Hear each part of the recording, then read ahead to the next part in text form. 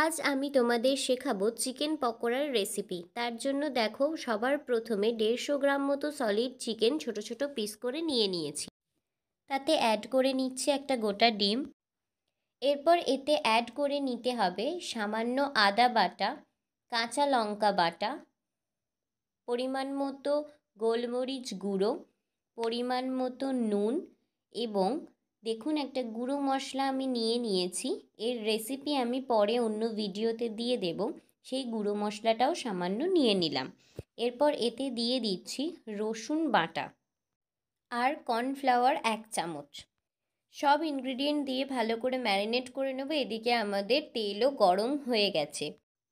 এরপর গরম তেলে ম্যারিনেট করে রাখা চিকেনগুলোকে এক এক করে গোল্ডেন ফ্রাই করে নিলেই চিকেন পকোড়া একদম রেডি। ফ্রাই করে নেওয়ার পর আমি সুন্দর করে সার্ভ করে নিয়েছি। So for now, tata.